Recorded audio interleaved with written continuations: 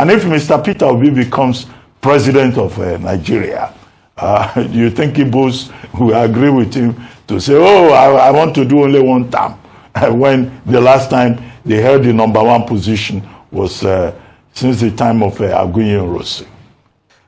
Very interesting proposition by Mr. Peter Obi there. And then, of course, your question is very, very apt. There's always been this mutual distrust between Nigeria's ethnic groups, especially when it comes to the presidency. But like you have said, if he does come to power, it will be a different ballgame. But don't forget that your former boss, former President Goodluck Jonathan, then as president of Nigeria in 2010-2011, had proposed a single term of 6 years. Having seen how the presidency is being used like a football to be kicked around the 6 geopolitical zones, he has said that, look, if we want this country to move better and for us to achieve this rotational presidency, I think one term of 6 years will be better. And so that's the context from which I'm saying this proposition by the former Labour Party presidential candidate in 2023. And he's putting his integrity at stake. And, you know, it's like advertising. Peter Obi is pitching to the north and pitching to the rest of the country. But what I want to say is that Nigerians should critically take a look at it. They should give it a huge consideration, considering the challenges that we have right now.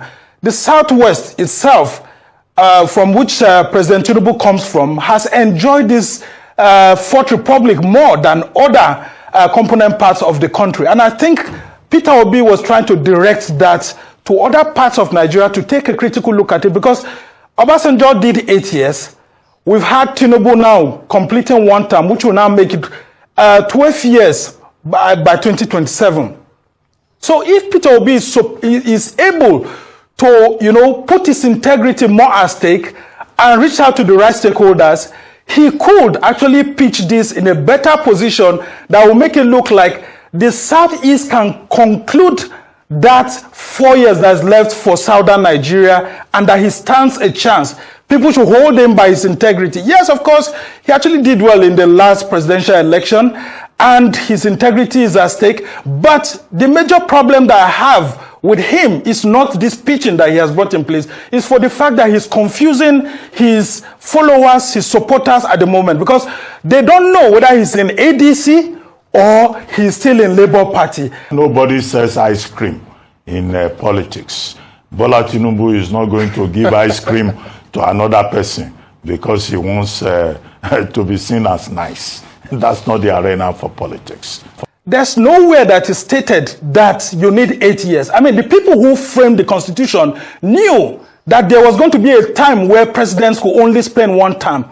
And so, if the electorate feel that the presidents, the incumbents have performed, they can renew the term. And if they feel that the incumbents have not performed very well, then the people have the last card to actually kick the president out of office. So, the people who put this provision in the Constitution could have as well said it should just be a one term of 8 years. But they said, no, let it be a renewable term. And so, if you have someone who is really strong in reforms, who really wants to put the country first, I mean, take for example, former President Umaru Musa Yar'Adua. He spent less than 4 years in power, about 2 years plus, and we are still talking about him today. The reforms he put in place, that, like for example, the amnesty program in Niger Delta, they are still ongoing. So we need statesmen at this moment. We've had enough of politicians who come to do 8 years and we don't seem to have enough, including those politicians who wanted to extend their tenure from 2 terms of 4 years, like Obasanjo, where we had corporate Nigeria, for example, coming together in 2027, in 2006, 2007, wanting to extend the tenure of Obasanjo. If we want a reformist president, someone who just wants to put the country in good shape and then leave for the right leaders to come into place, I think we can do it. We can hold Peter Obi to his words, or even President Bola Tinubu, if his term is going to be renewed, hold him to some reformist agenda. It's long enough for us to just be giving people terms and compensating them because they have 2 terms or because they are from different regions. Can we try something new, for example, for the first time? Sumna, I get your point about platform. That has to be resolved. Like I'm saying, that any politician that comes to you and says, I'm going to do only one term, that's a sign of desperation. It will not work. Just like all these gambits about serving food, carrying plates, and doing boy at parties that could be better organized by event organizers. It's also a sign of desperation. It doesn't work. It will never work. And then the second challenge, of course, is that you say the North will buy into this idea of one term. No, the North will not. Because the civil war in this country has never ended. I don't believe that Northerners who are already aggrieved with a Yoruba president will just shift and embrace the possibility of an Igbo president. There are contradictions in this country that have not been sorted out. We should lay the emphasis on competence, ability. If the Nigerian people are politically educated to a point where they can vote for a competent person, regardless of where it comes from, regardless of his religion, that's when this country will begin to move forward. So all this, I will do one term, I will serve you food, I will give you agbado. No, please. That's not going to work, in my own opinion. I don't know whether you disagree. Competence, integrity, and all of that, very important for the next president of Nigeria, whether it's President Bola Tinubu as he wants to continue, or it's for someone else that will be voted, or whether an Atiku Abubakar or Rotimi Amici and all of that. Yes, you've said it. Nigeria has not really recovered from the civil war and the politics of that period and all of that. But should we continue? That's what people are saying, and that's why it's time for statesmen to actually rise up. And why is a component part of the federation still being neglected? That's also on the conversation. When we started this country, independence-wise in 1960, it was started on a tripod. Democratically, the other two components of the tripod have ruled the country.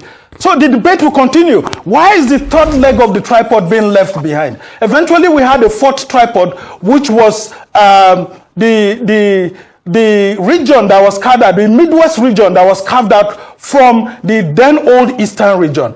And the debate has been ongoing. Why not have someone from there? Well, we eventually had someone from the South, which happened to be former President Goodluck Jonathan. But then, how long can we continue to isolate one of the tripod that we started this country with in 1960?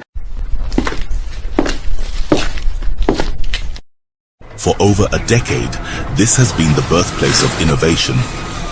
Innocent Vehicles is a testament to resilience, employing international best practices to create more than just a car. Every vehicle here tells a story of durability, fuel economy, and safety. Crafted with the African spirit, the Nigerian heart. These vehicles surrounding me embody the unique concept of regionalization, each one designed to cater to the tastes and preferences of our people. From the streets in Nigeria to the terrains of the Sahara, these vehicles are designed for our roads, for our people. This is more than a vehicle. It's a symbol of our progress, our resilience, our collective success story. Your feedback drives us to continuously innovate and improve. Innocent Vehicle, the pride of African roads.